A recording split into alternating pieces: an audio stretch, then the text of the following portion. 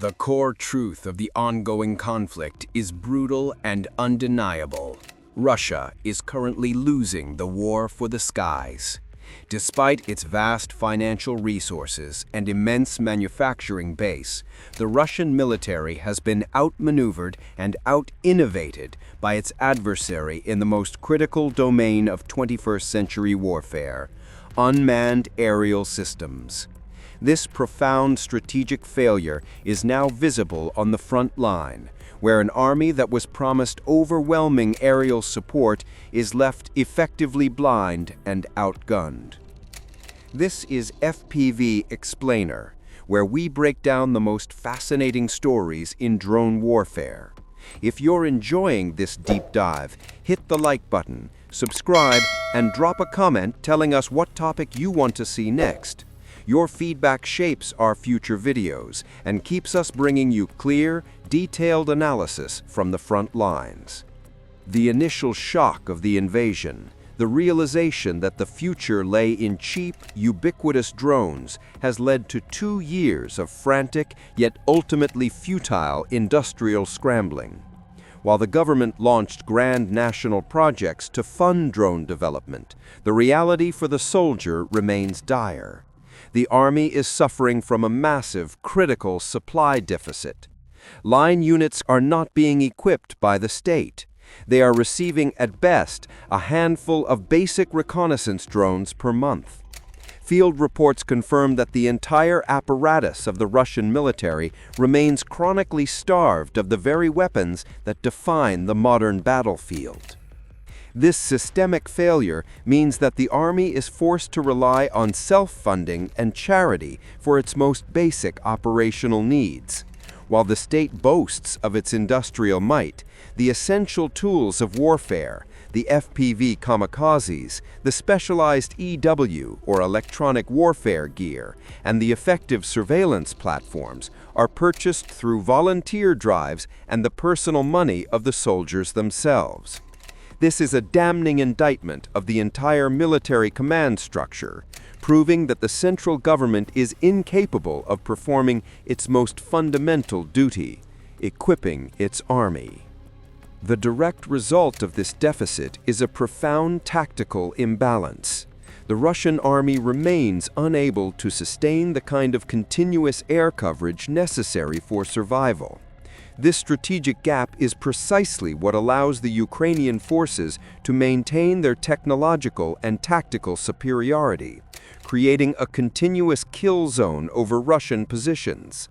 Every piece of armor lost, every uncompensated casualty, is a consequence of an army that is fighting a drone war without enough drones. The frontline failure is complete. An army that was promised overwhelming support is left exposed, under-equipped, and losing the crucial intelligence war against a more nimble and adaptive opponent. We have established the devastating supply deficit crippling the Russian military on the front lines. But the reason for this inability to scale up production is not domestic. It lies in a profound structural and unresolvable dependency on a single foreign power.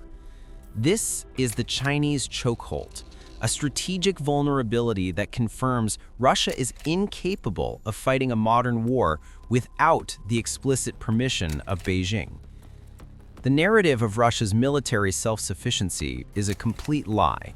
The vast majority of components essential for contemporary drone warfare are not produced within Russia. They are imported from China. The Russian drone industry, whether it produces high-end reconnaissance drones or the ubiquitous FPV kamikazes, is 80 to 90% reliant on imported Chinese components. This includes all the critical, highly complex elements: the advanced microcontrollers, the intricate flight controller boards, the specialized motors, the condensators, and the FPV goggles used by the operators. This reliance is not a minor logistical detail, it is a fatal strategic weakness. This dependency exists because while Russia has the assembly capacity, it completely lacks the necessary microelectronics manufacturing base. Russian attempts to create domestic alternatives have been a costly farce. Domestic components, where they exist, are often 2 to 5 times more expensive and significantly inferior in quality and performance compared to the cheap, mass-produced Chinese equivalents. The industry is trapped. It cannot scale up production of high-quality drones without Chinese imports, and it cannot afford to use its own inferior domestic parts. This structural dependency grants Beijing an unprecedented level of strategic leverage. China is not a loyal, unconditional ally. It is a transactional partner acting solely in its own interest. Its control over the supply of these components is a direct geopolitical chokehold.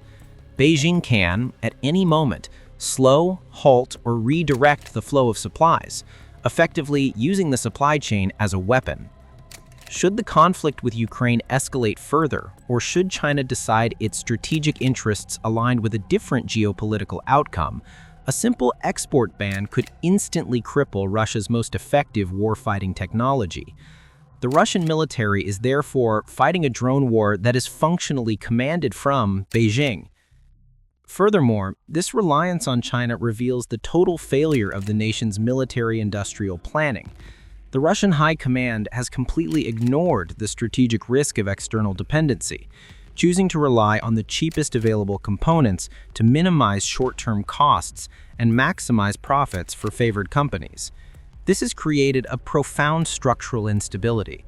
A military that is designed to be self-sufficient is now fundamentally dependent on its main rival's economic convenience. The very core of Russia's war machine is now a hostage to geopolitical pressure. We have analyzed the external chokehold imposed by China. Now we must turn to the internal rot that guarantees the Russian drone industry cannot overcome this deficit. The systemic failure of bureaucracy and corruption that actively strangles innovation and efficiency. The greatest enemy of the Russian drone effort is not Ukrainian defense. It is the sheer incompetence and greed of its own officialdom. The failure to achieve technological superiority is rooted in an absurd, crippling regulatory environment. The civilian segment of the drone market, the very place where rapid innovation and mass production capacity should originate, has been suffocated by archaic, prohibitive regulations. According to investigations, the process for certifying a commercial drone is nearly identical in complexity, time, and cost to certifying a full-sized aircraft. For a small or medium-sized company, obtaining a developer certificate costs an estimated 10 million rubles, approximately $100,000, and takes 2 years. This administrative barrier ensures that small, agile companies, the garages and startups that drive innovation in Ukraine, cannot legally participate in the market. They are forced either into the black market or into bankruptcy. This bureaucratic bottleneck is a self-inflicted wound. The central government itself is actively undermining the future. While the leadership pays lip service to technological sovereignty, official bodies are slashing budgets for civil drone development programs. The funds intended for crucial civilian R&D and future conversion are being cut and diverted, leaving the entire industry without a commercial future to sustain it once the war ends. This lack of a civilian market guarantee ensures that private investment remains minimal. This political failure is compounded by the military's own corrupt and rigid procurement process. The entire chain of supply is dictated by political favor, not battlefield efficiency. Highly effective, well-funded drone units like Rubicon or those aligned with Chechen forces receive an abundance of resources, drones, EW gear, and funding, while standard line units are left with nothing. This cronyism in supply means that resources are concentrated in units that maximize propaganda value, not those that maximize combat effectiveness. The average skilled drone operator in a regular unit is left on a starvation ration, forced to plead with volunteer groups for the most basic equipment. This systemic failure ensures the persistence of the garrison mentality among the officer corps. The high command is filled with officers who advanced not through competence, but through negative selection. a system that rewards loyalty and report writing over tactical ingenuity. These officers are structurally incapable of adapting to the fluid, decentralized demands of drone warfare. They prioritize the submission of a clean report over the successful execution of a mission. The anecdotes are harrowing. Drone operators are being subjected to torture and beatings for losing equipment, while commanders refuse to coordinate ground troops with drones, demonstrating a complete breakdown of modern combined arms doctrine.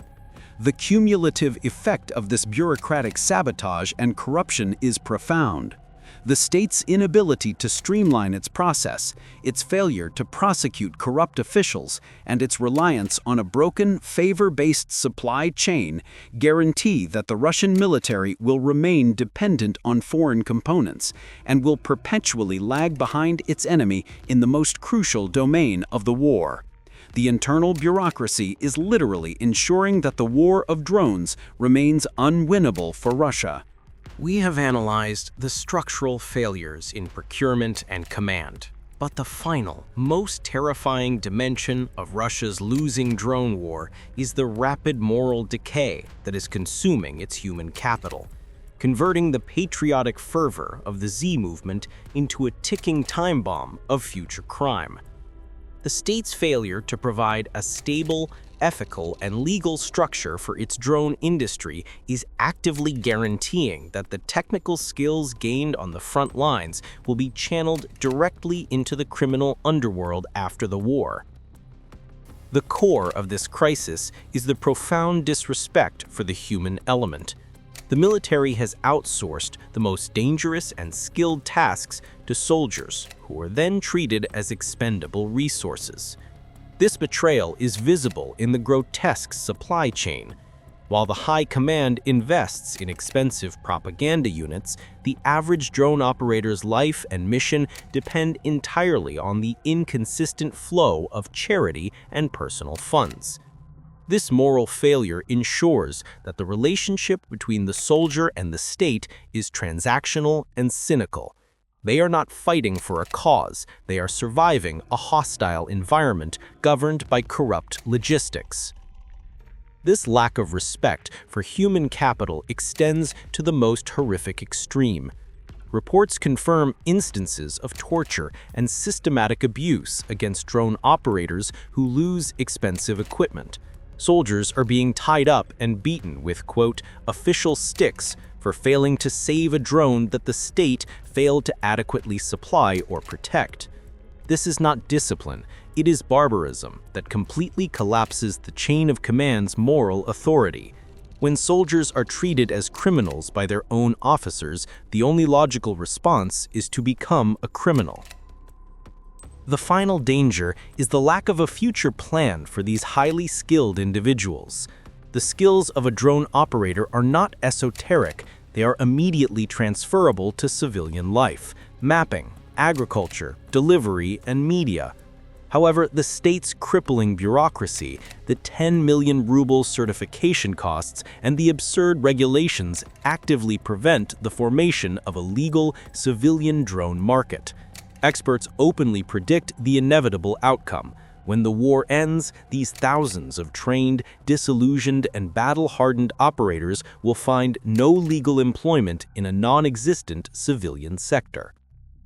This guaranteed unemployment for a vast pool of people with highly specialized, lethal skills, piloting, bomb-dropping mechanics, and electronic counter-warfare will lead directly to a surge in high-tech crime. The black market will instantly absorb this labor force, transforming contract soldiers into contract criminals. Why spend years planning a traditional assassination when an FPV drone can deliver a precise payload to a target's car or office? Why smuggle drugs when a customized heavy-lift drone can carry a payload over a prison wall? The Russian leadership is so preoccupied with winning the war that it is actively creating the technological infrastructure for a future wave of sophisticated, drone-facilitated organized crime that will destabilize the nation for decades. The war is not only destroying Ukraine, it is creating the conditions for Russia's own internal disintegration. We have meticulously analyzed the structural weaknesses consuming the Russian defense industry, the resource deficits, the Chinese dependency, and the corrosive internal bureaucracy. Now we deliver the final, unavoidable conclusion. The military's inability to win the drone war is not a matter of a single technical flaw. It is a systemic guarantee of strategic defeat. The system, built on centralizing power and suppressing dissent, has proven itself fundamentally incapable of adapting to the demands of modern, decentralized warfare. The war is being lost because the Russian state, by its very nature, is hostile to the innovation required for victory. The failure to adopt a modern drone doctrine is rooted in an institutional rigidness that views grassroots innovation and decentralized production, the very essence of Ukraine's success, as a direct threat to state control. The military command is paralyzed by a rigid garrison mentality, a bureaucracy that prioritizes clean paperwork and political favors over the rapid, chaotic, and necessary experimentation of the modern battlefield. This paralysis means that every single step forward, from R&D to mass production, is slowed, taxed, and ultimately choked by layers of official incompetence and corruption. This institutional rot has created a profound and unbridgeable military-industrial deficit. The state's failure to provide multi-year contracts and clear purchasing guarantees ensures that the domestic industry remains small, fragmented, and incapable of competing with the low-cost, high-volume manufacturing of China. The solution to the drone deficit is not technological, it is political, and the Russian leadership is simply unwilling to pay the price of relinquishing control to the engineers and entrepreneurs who could save the war effort. Instead, they choose the path of least resistance, maintaining the illusion of strength while the army is sustained by a cynical, unsustainable network of private donations and black market components. The most severe long-term threat is the creation of a ticking social time bomb. By failing to secure a future for the thousands of highly skilled drone operators and mechanics returning from the front, and by actively preventing the formation of a legal civilian drone market through crippling bureaucracy, the state is consciously preparing the ground for its own internal disintegration. These veterans, possessing lethal skills and profound disillusionment, will be forced into the criminal underworld. The predictable result is a massive surge in high-tech, organized crime, a self-inflicted wound that will destabilize the nation for decades. The war has produced a legion of skilled killers, and the state's failure to reabsorb them guarantees internal chaos.